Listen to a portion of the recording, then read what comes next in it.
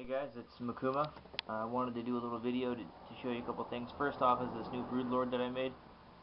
I made him out of the old classic Gene Stealer. I took the Scything Talons that come, that come from the Gene Stealer kit and the Rending Claws from the Warrior kit, and kind of Frankensteined them all together with green stuff and testers.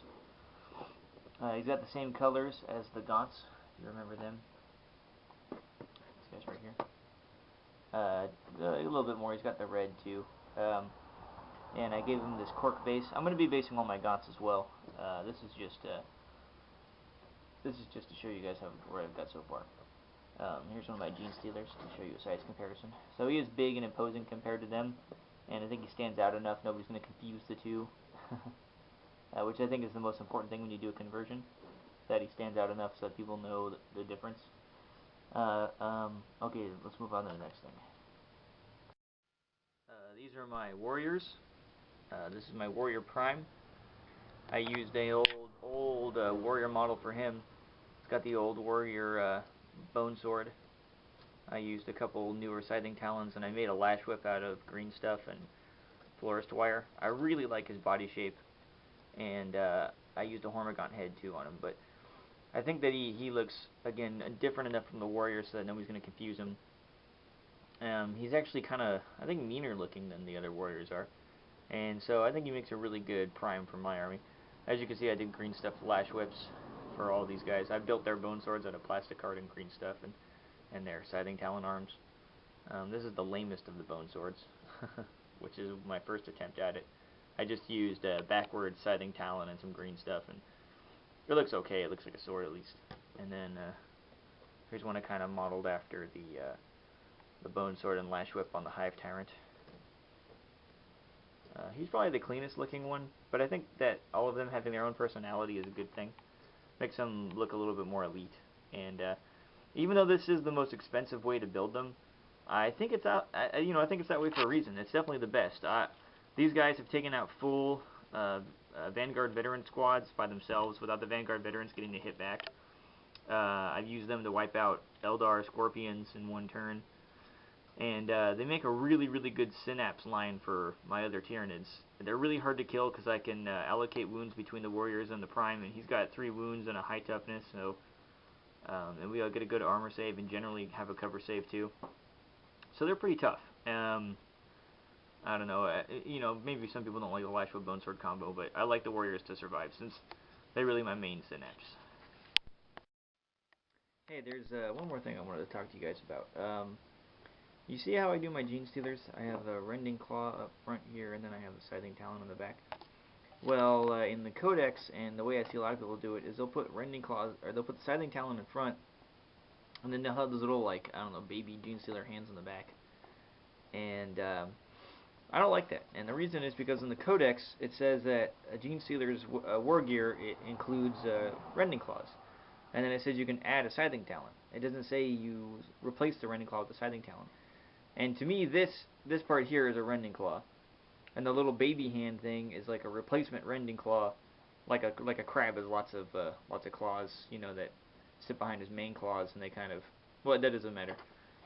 But what I'm assuming is that these ones just had a need to evolve Scything Talons, and for me, they're a secondary weapon to the Rending Claws, so I put them in the back, and to me, that makes a lot more sense. Even in the video game, in Dawn of War 2, they have the Scything Talons up front and little baby hands in the back. I don't know why. That doesn't make any sense to me. Anyway, I just wanted to share that with you guys, and maybe get some opinions on it. Alright, thanks. Okay, here's my Gaunts, my Termagants. As you can see, I've got all 30 of them done. They look kind of small when they're bunched together, but when you spread them out on the table, 30 Gaunts becomes a lot. I don't like upgrading my Gaunts at all. I like the fact that they cost 5 points. And I usually do bodies over, quantity over quality. I use them as a meat shield more often than not. I think they all came out pretty good. Definitely like this simple paint job. There's a couple mistakes on a few of them, but I just had to power through and not worry about little mistakes on these guys, because they're all going to blend in with each other anyway. So I'm probably not going to win any golden demons for them or anything like that, but I think they look alright.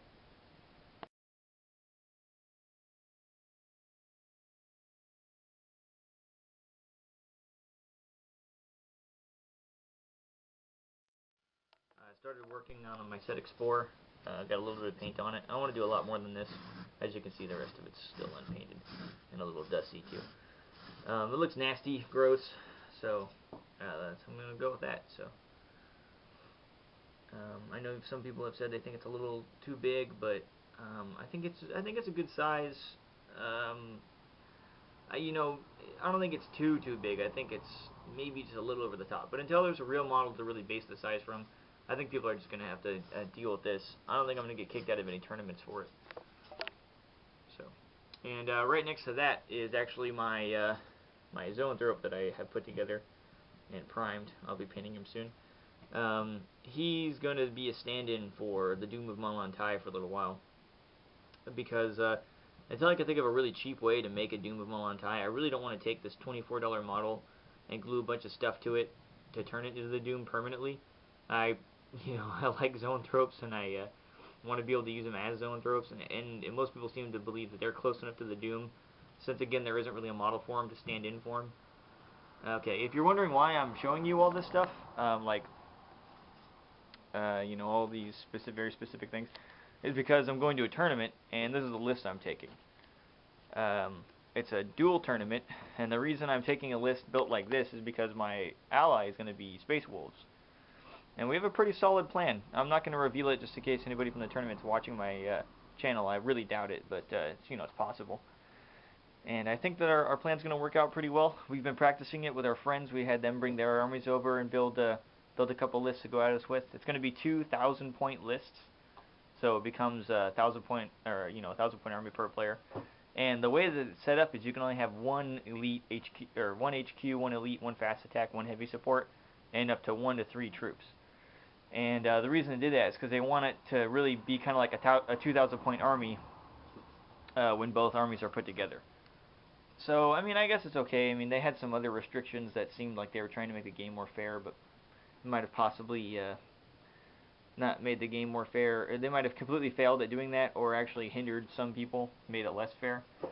But the reason the list looks like this instead of taking some other heavy support choice or whatever is because I'm actually building this list to get a max number of points from the restrictions they put on the army, and it's actually pretty potent when it's combined with the Space Wolf list that my friend and I are going to use. So I'm going to be taking pictures, probably doing a couple little videos from the tournament to let you know how that goes. Unfortunately, the tournament's only in a couple days, and I don't think I'm going to be able to paint all of the white you see in time. So the people at the tournament said that's fine, but I won't be getting a painter score, which really hurts me because I love painting, and I think I'm pretty good at the hobby. And when I don't have a fully painted army, I feel like a real douchebag. But anyway, wish me luck, guys. Hopefully my friend and I will be able to do pretty well and not completely embarrass ourselves. Alright, thanks a lot, guys. I'll talk to you later. Please rate and give me some comments, some pointers. After the tournament, I'll go over more of what my tactics were with my friend and I, and talk to you a little bit more about that. Like I said, I don't want to reveal too much online. Alright, thanks, guys.